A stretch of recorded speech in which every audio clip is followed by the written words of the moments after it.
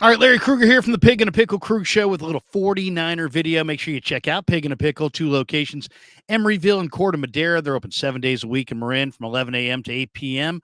And they're open Wednesday through Sunday in Emeryville. Pig and a Pickle, the best barbecue in all of Northern California. Well, interesting story out there on a doctor who says that she expects Brock Purdy to return to the same player that he was after coming off the elbow injury. And this is a really interesting one. This is sports medicine doctor Jess Flynn went on a show with former 49er offensive coordinator Marty Morningweg. And Flynn, I guess, has worked with NFL teams, and she shared that the 49ers should expect Brock Purdy to return to his former self once he is back from injury. And she's quoted as saying that when he does come back, studies show that you should expect a similar level of play compared to before the injury.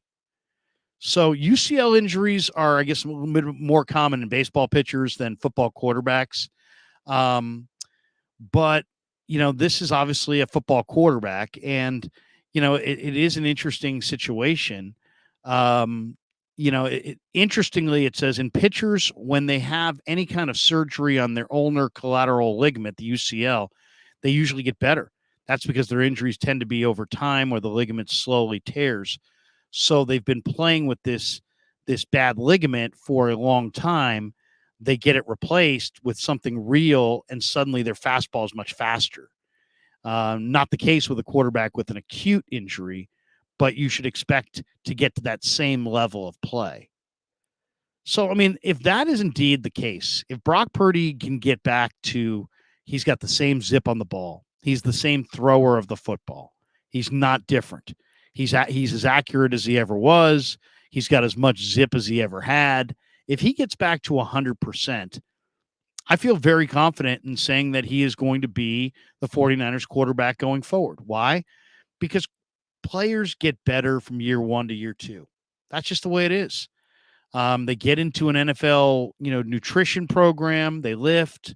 They learn their system a little bit better. They learn the offense a little bit better.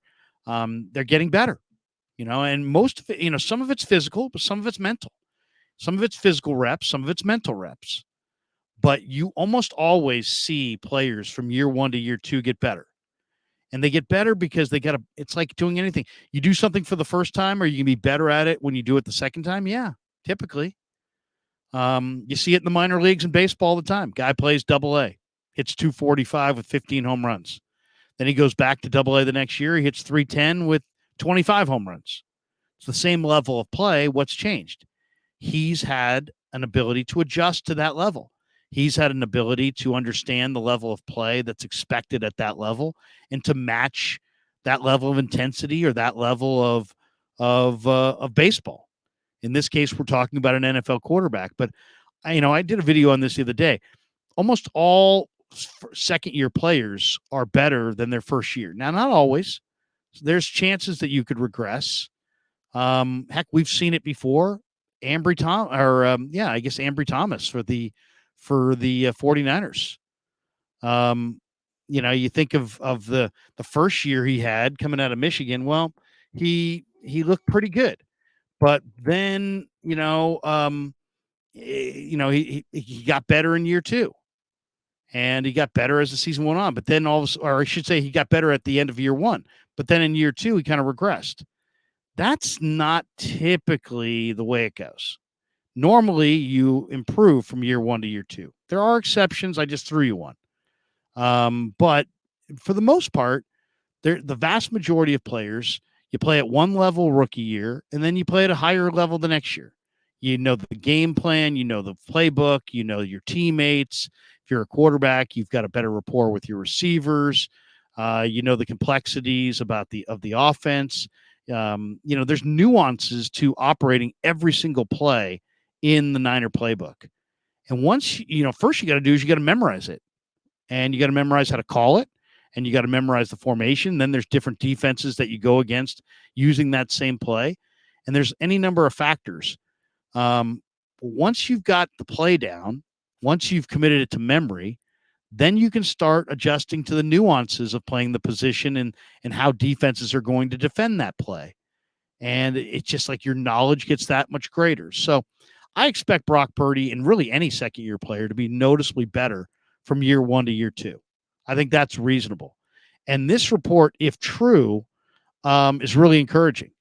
Jess Flynn basically told Marty Morningweg, hey, when he does come back, studies show that you should expect a similar level of play compared to before the injury.